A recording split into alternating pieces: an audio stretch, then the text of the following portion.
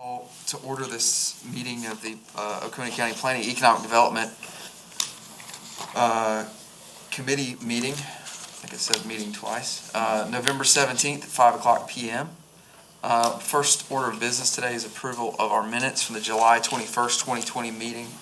Do I hear a motion to approve? So moved. Second. Any changes or amendments to those minutes? Hearing none. All those in favor, please say aye. Aye. All right. Next up, we have 4 items for discussion. The first of which is regarding land use planning in relation to gun ranges and ancillary uses.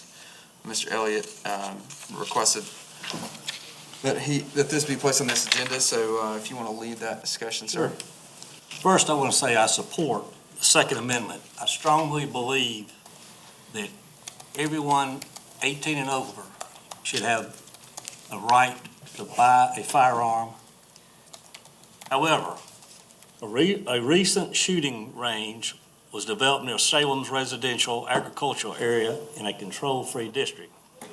If you recall, several citizens came forward to County Council and Planning Commission meetings to complain and ask what could be done to address this. As we all know, the county is growing, resulting in urban sprawl. The current zoning matrix in Chapter 38 either prohibits in some districts or requires a special exception hearing before the BZA and others for new gun and archery clubs and shooting ranges. There is no restriction on such facilities in control-free district. I make a motion that we ask staff to prepare recommended language to extend the special exemption requirement for gun and archery clubs and shooting ranges to the control-free district and return it to this committee at our next meeting. Do I hear a second? I'll do a second to enter into discussion. Okay.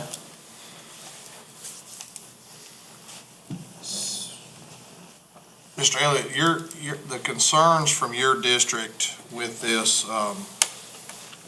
kind of explain to me what you're hearing from your district and the concerns, so I kind of understand how they're wanting to address and how you feel like it should be addressed. I kind of understand where. Right, so the shooting range is going to be up near Salem, is near some agricultural and residential property. And not only is it going to be noisy, it could be unsafe. And there are places in the county that are remote that a shooting range would be fine. But I think the public should have a say-so in a BZA hearing as to whether a shooting range makes sense in the area that they're proposing to put one.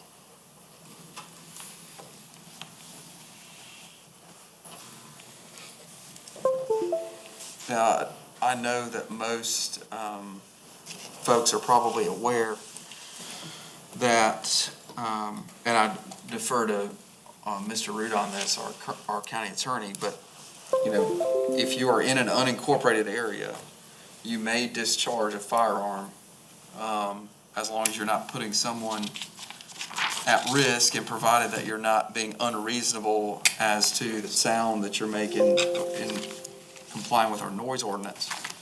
If you're shooting off guns at 2 a.m, that's probably going to be unreasonable. But if you're target shooting safely, in the middle of the day, and not putting people or property in danger, that is what the current ordinance allows in the county.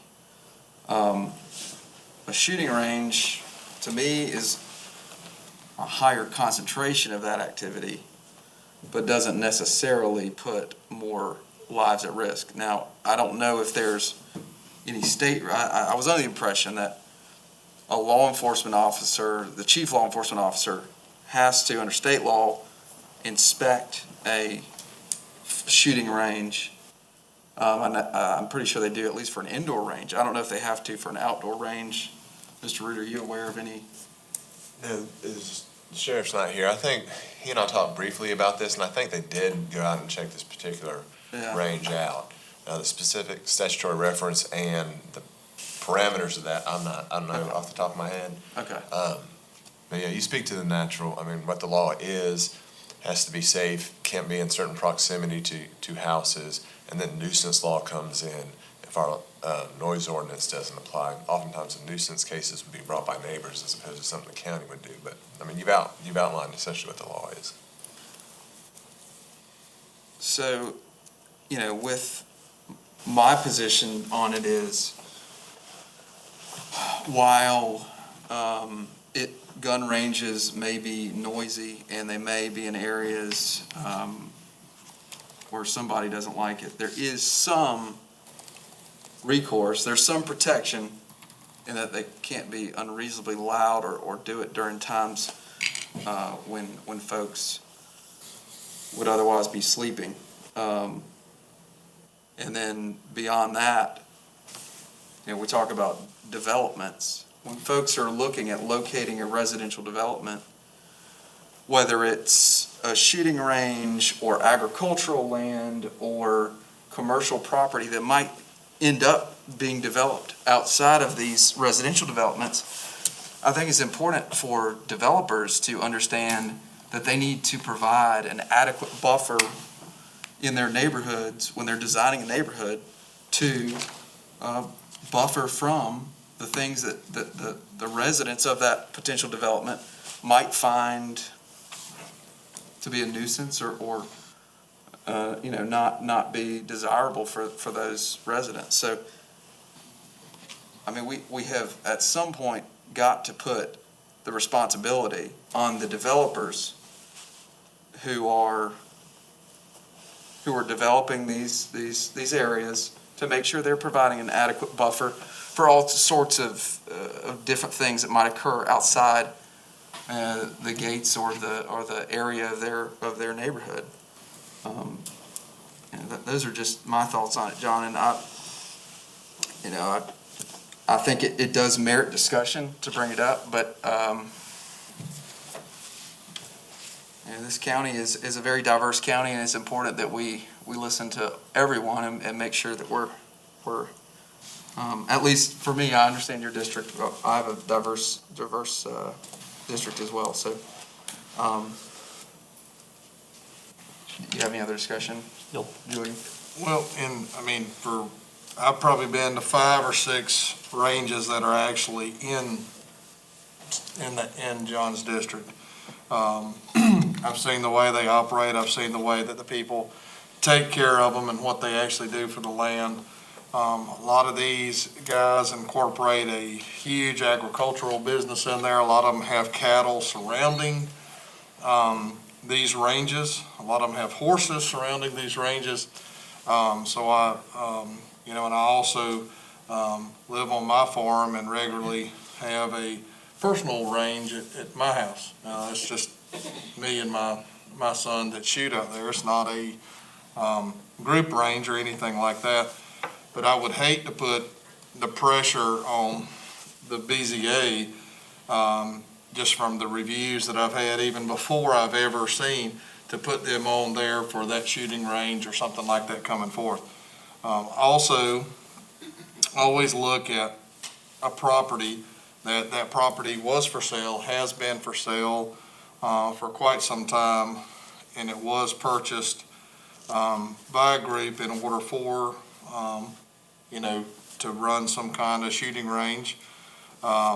It's my advice to meet and talk about with the landowners concerns that the community has, what y'all can do with that. I think, in all honesty, from again what I have seen from the shooting ranges that I've been, they're very, very knowledgeable of safety.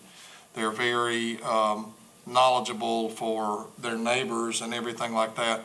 And unless I'm wrong, I feel like this is that way. If the land hadn't been for sale, that gives the opportunity for anyone to purchase it. Same way with if I decide to open up a shooting range on my farm, I don't want to have to go before the BZA, as long as I'm abiding by the rules that I set forth. I just see it more throughout the state, through gun ranges and agriculture working together. And a lot of people through the ag world have incorporated shooting ranges to try to make a living and try to continue farming. And so I hate to put any kind of pressure on somebody for that. I think there's maybe some things that need to go, and I'd be willing to have that meeting on whatever those concerns are and see if they're real concerns or if they're a fear of it. Because I know a lot of people in your district have reached out to me on a positive note about the shooting range, but they've also brought up concerns about it that they feel have been addressed. So, and I have heard from two people that are against it. So, and I do agree with you that it's not going to make everybody happy. Is the motion to refer that to planning, or what are you, what's your? Back to staff. Yeah. I just don't want to put, I mean, for the BZA, putting something like that in a hand, I think that puts zoning appeals in a very uncomfortable situation, approving a business or not. Regulations surrounding specific subdivisions, where does that get into, Mr. Root? If there are specific subdivisions that decide to create a buffer zone or something like that, what would be the recommendation for something like that? Can they zone? And I'm actually not a big person on zoning, but like, can they zone those outside areas if they own it, if they're adjoining landowners? I mean, what? Assuming in our zoning laws or ordinances are written, I'm not saying in an awkward way, but just in general, they could. You know, as an owner initiated, if they had the contiguity for the most part in an area, then they could bring it forward to get it zoned in a particular way. So prohibit gun ranges. When I talk about the nuisance use, it cuts both ways. You got, like say in this instance in Salem now, you have a gun range that's coming in after folks have been living there. They may want to bring a private nuisance action. If there's a gun range already in place and you have folks who want to zone against that, probably not going to be effective, because there's, similar to a right to farm act, we have a right to a shooting range act. If you have one in place, you can't bring a nuisance suit. You can't move into create a nuisance. So yeah, I mean, it could be zoned, it could be attempted to be done that way. It just depends, very fact specific, whether it would work or not. And again, that's a citizen initiated zoning. It's not a council initiated zoning. So I'm just trying to bring up things that can be done to, from a standpoint of, same way in my area with, farming. People don't like specific style farming that may be coming in behind the neighborhood, and so there's been communication with that. So those are the things that I think we really have to look at, but I don't want to get into the place that zoning appeals is here and, hey, I don't like what my neighbor's doing, I want to bring it up in BZA. I mean, it's hard enough for us to get people on zoning appeals as it is right now. And I understand why, because it's a lose-lose situation, whichever way they go. And I know we have that come up on, I got Verizon in my head, the cell phone. That comes up, and it seems like people want it and they don't want it, and it's a lose-lose situation for everybody on the BZA. And then after they make a vote on it, they get hit by both sides. So I think Julian and Paul, y'all made some good points, and if I'm allowed, I'd like to table the motion. I'll second that.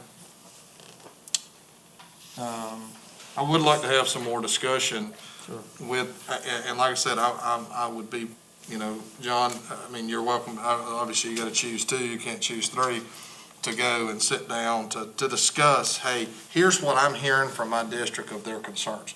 How can we address that together? Because I think they want to be part of the community. I mean, I know not everybody's going to be happy with the shooting range, but what can we do to the best of our ability so everybody gets along? And I'd be willing, like I said, me, Paul, either one, or you can take us both different times, but I'd be willing to be part of that conversation with you. So, Mr. Elliott's made a motion to table this issue, We just need a second and. and Mr. Davis seconded. Move it, and it would come back to the next time y'all meet, it would be on the agenda. All right, so we have a motion and a second. All those in favor of tabling, say aye. Aye. Aye. Okay.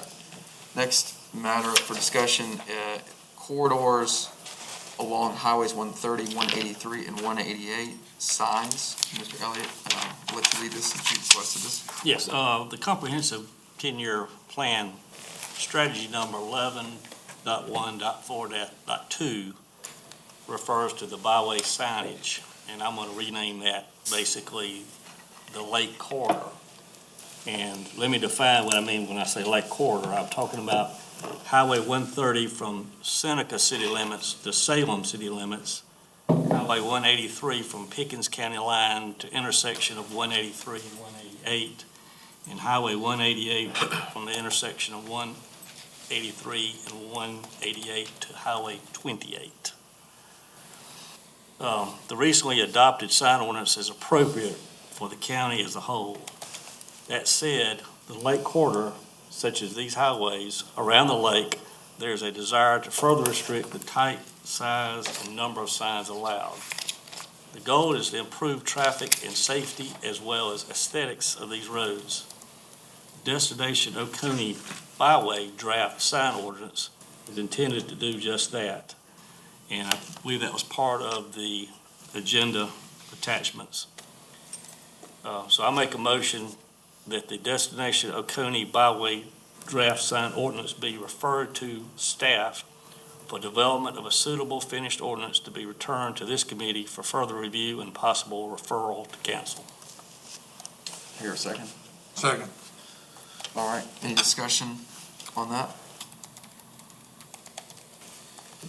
I'm good with it. I think we've done a lot of work through the comprehensive plan, and I think that's one of those things we bring back before council for discussion and looking at that to understand that a little bit better. Yeah, and I think that does touch several, I believe that touches at least 3 districts.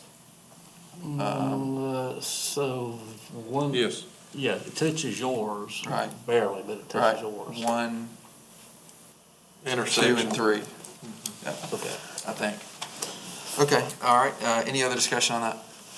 All those in favor, please say aye. Aye. All right, That be brought back up in, I prefer that to be like either the second meeting or first meeting in February. That way, full council is on with that timeline. May we'll come back to. the Come back to committee, this I think. committee first. Okay, so that won't be till January, February. Okay. Well, yeah, unless we schedule a one before then. Okay. All right, next up, we have discussion regarding development standards. Mr. Chapman, Mr. Elliott, I don't know if you want to introduce this topic or just let Mr. Chapman know. Mr. Chapman. Okay. I will say before you speak, just one thing, is that this is coming up from the planning commission, correct? Yes, sir. Yeah, okay, thank you. Yes, sir. So the discussion around development standards, part of your backup material after the science should be the last couple of things, honestly. And the planning commission worked on this for several meetings, and as kind of a real quick overview, it's kind of like a good neighbor policy. You're coming in with a different kind of land use, different kind of new thing. You have to provide for that in your planning, when you're planning things. Buffers, lighting, fences, things of that nature. You get a lot of phone calls about, are you gonna let that move in next to me, kind of thing? And there's a lot of great examples of that. So the planning commission worked on this and referred it to you all for whatever you all would like to do with it. Okay. Well, I'd like to make a motion that we move the development standards forward to county council for their consideration. So move. Second? Okay. Any discussion on that? All in favor, please say aye. Aye. All right, finally, last discussion item, the 2020 Economic Development Activity Update by Ms. Annie Caggiano, the president of the Oconee Economic Alliance.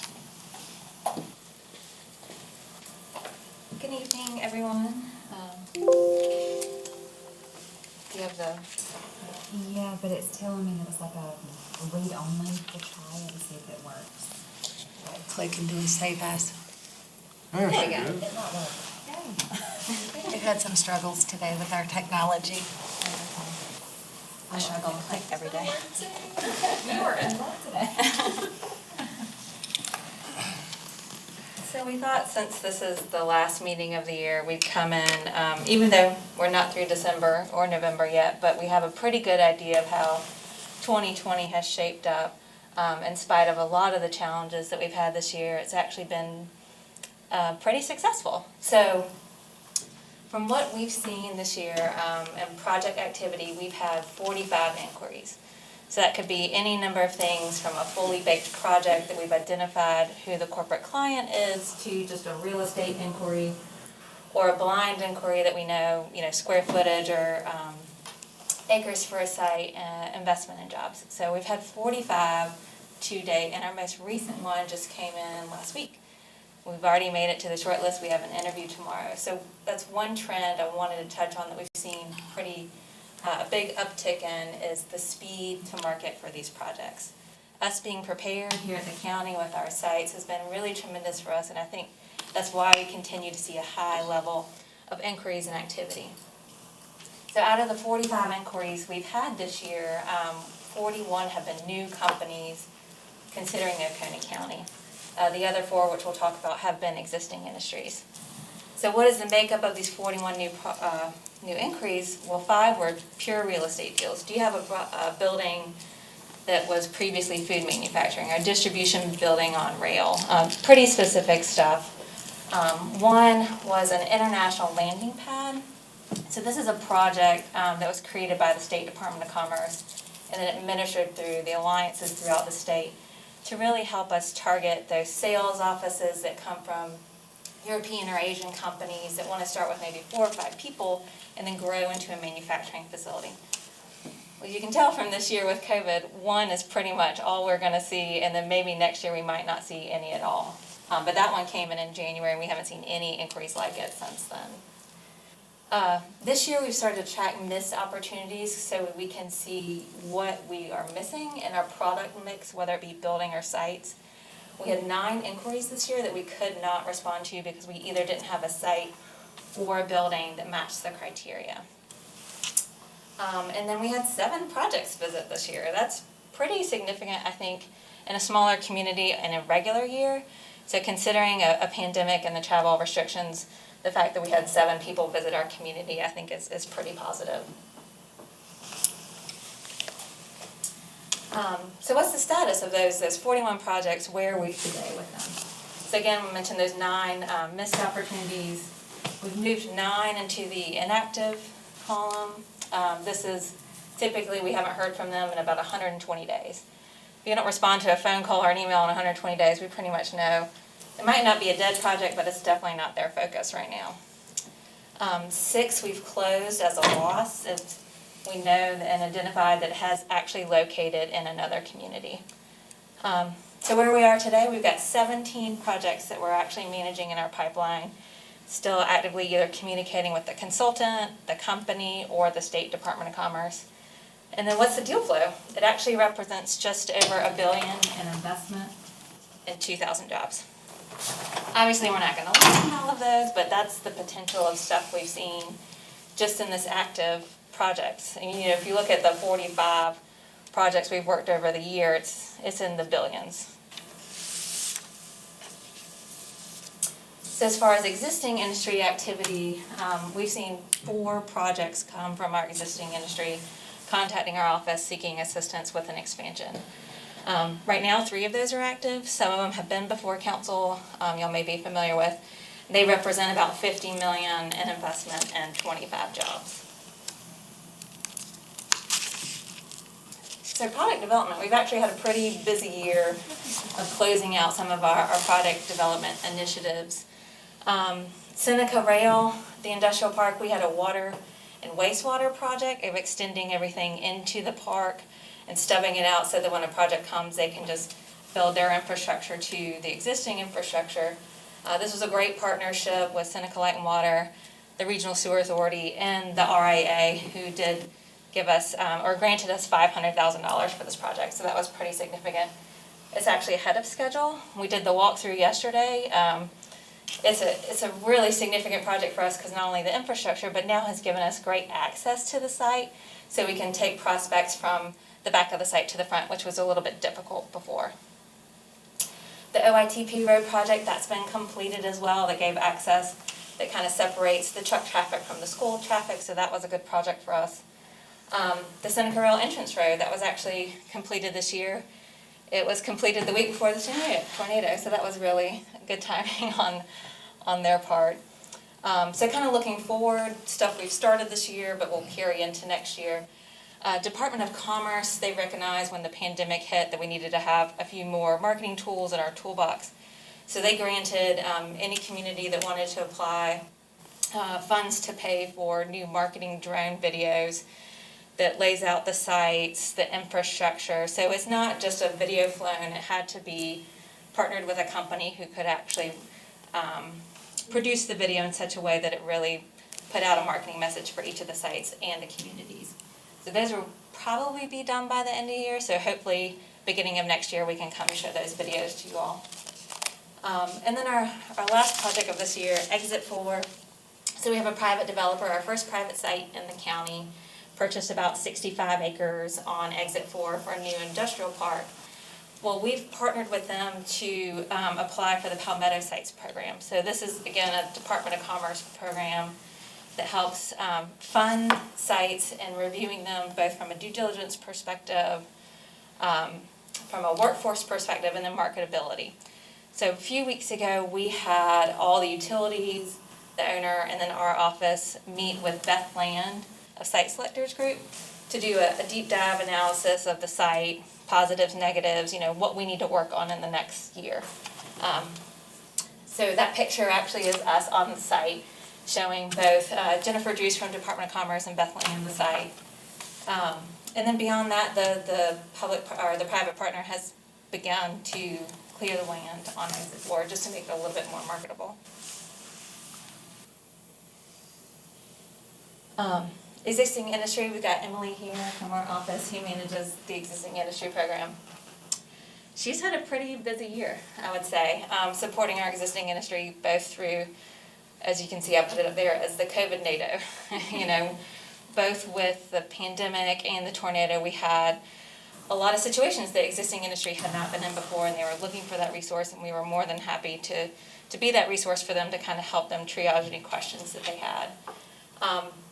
Also, the OCIG, the Oconee County Industrial Group, we didn't have as many meetings as we typically would this year because of the pandemic, but we did have one online program. You can see there's a picture of it there with the head doctor at DHEC, and then the one, what was the doctor's name? Brand Marshall, who was leading up the large employer COVID response. There's a picture of her up there. So we had our HR and plant managers on the phone with her to just kind of talk through, this was early on during the COVID crisis, what do we do if we have an outbreak, that kind of situation. And then the last one we're going to have this year is a union avoidance training. Certainly a concern during the pandemic right now for some of our first line supervisors, what happens if people start to talk about labor organization. So we're having an attorney come in just to talk high level. This is what you do, this is the law. We want to make sure that we're following that to the T. And then research assistants, we've had 41 inquiries, either from new projects or existing industry. That's all existing industry. That's all existing industry. We've had 61 all around. Yeah, it's been a busy year. It's been a busy year. Existing industry visits, a majority of these have been virtual, but we still wanted to have that face-to-face contact with our existing industry to know that we're here to support them. Again, the COVID NATO support, and then we are still having our existing industry golf tournament. We did have 10 teams that dropped down to 9, but this is an event that we have designed specifically for them to thank them for all they do for the community.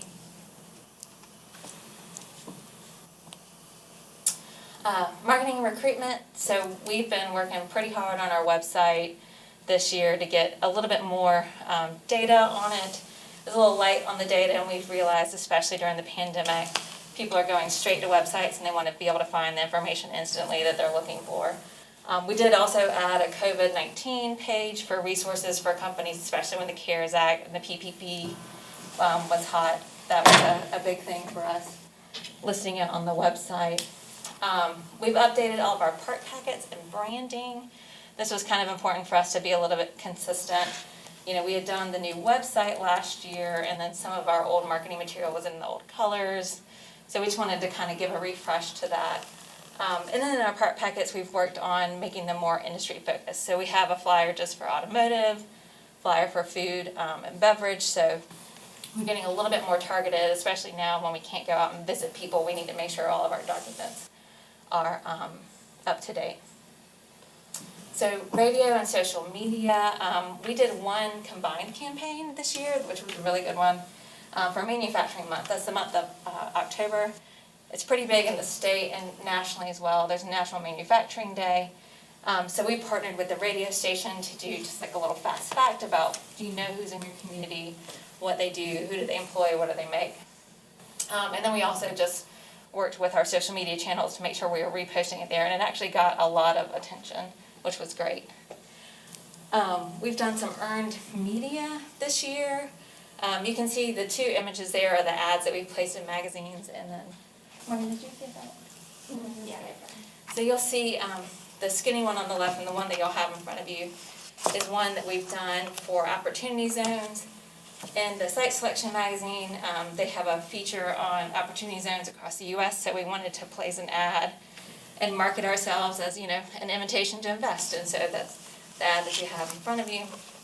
And then one that we have coming up in trade and industry. It's a food-focused ad, so they have a big feature in it in South Carolina about food and beverage manufacturing, so we've placed an ad in that as well. And then just continue to work on our centers of influence, Department of Commerce and consultants. The Upstate Alliance actually did produce a video on our behalf as well as all the other counties, just like a getting to know you, the staff, so that site consultants can get to meet us since we can't go meet them. Oh, and that's it. Thank you, Ms. Caggiano. Any questions for Ms. Caggiano? Comments? Like you and your staff, continuing to stay busy and marketing Oconee, so, and keeping up with local industry as well. I think it's been, 2021 is gonna be the year, right? It's gonna be it. So, I had one question about the missed opportunities. Is there, and obviously if somebody's looking for 5,000 acres with rail and interstate frontage, we probably can't do that. But is there any low-hanging fruit from a missed opportunity standpoint that we can target or have, goals to provide so we don't miss those in the future? Absolutely, and that's a great question. And one of the reasons why we did start tracking it, because it's a majority of buildings. So building inquiries is what we miss out on the most. So we wanted to make sure we were tracking both how often we get them, but also the size of the building, so that when we do go out and decide to build the spec building, that we are making it right-sized for the activity that we're seeing. So what is it that we're lacking? Is it a spec building or a certain square footage or? It's both the mid-size small, the 30,000 square feet, and then it's about 120 and up. Okay. We did see a lot of mega distribution facilities this year, which, will pretty much always go to Spartanburg, but the market there is pretty saturated, so they're starting to look outside. But be pretty difficult to build a 500,000 to 600,000 square foot spec building in an out-of-market community. But yeah, I would say the sweet spot is between 120 and 250. And then you said 30,000? 30,000, I think both some of the inquiries that we saw this year, but even the community members and existing industry that we've talked to, I think one of the biggest deficits in the community is a multi-tenant warehousing type facility, where a lot of our existing industry would use a 25,000 to 30,000 square feet bay just for warehousing. Okay. All right, thank you very much, Ms. Caggiano. I appreciate the work you and your team are doing. Absolutely, thank you. All right, that's all that we have on our agenda. Is there anything else from anybody? Ms. Since Brock? we have Or, a I'm few sorry. minutes. I did, Oh, can you give a little quick sewer update on where Joint Regional Sewer Authority, where timeline we're looking at for exits 1, 2? I might be able to do that after my meeting with Mr. Eliezer. We are on schedule. We hope to break dirt by the beginning of the year. Had a couple hiccups, as we all talked about before, with our engineering plan and the 4 different options we had to getting down across 85, under the bore of Lake Hartwell to the Welcome Center, and of course back up. I do have a meeting with Chris Eliezer, the Joint Regional Sewer Authority Director. That's a mouthful. Within the next week, so I'd be happy to provide that update. I don't want to speak out of turn and provide an update that may or may not be accurate. Things with the engineering had changed pretty much by the week prior to us getting the DOT approval to go down 85. So I don't want to make a commitment on that until I get that confirmation from him. I just wanted to give a public update. Still moving forward, still Absolutely. about to see some dirt moving. We hope to see a lot of dirt moving. Yep. So, Yes, we do have some easements and acquisitions to pin down that we had known that was going to be a long and hard process, and hadn't been quite as long or as hard as we think, so we're going to knock on wood right there. yep. Good job. Mr. Chairman, I know Mr. Adam Chapman working on design standards. And if he's available and ready in December, it'd be nice if we have time to have a meeting in December for him to present what he's done on design standards. well, I guess that's a question for Ms. Brock and Mr. Chapman. We don't want to,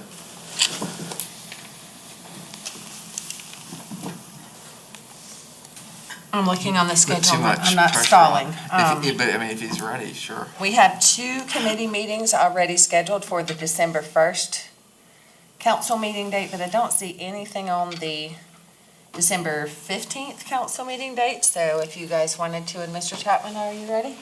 December 15th? We could schedule a planning and economic development, or if y'all wanted to do a workshop prior to the council meeting, or a presentation during the council meeting. Entirely your call. We should do it at 5, 5 on December 17th. 15. I'm sorry, December 15th. Yes, sir. Tuesday, December 15th, 5 p.m. Okay. Ms. Smith, you got that? Motion to adjourn.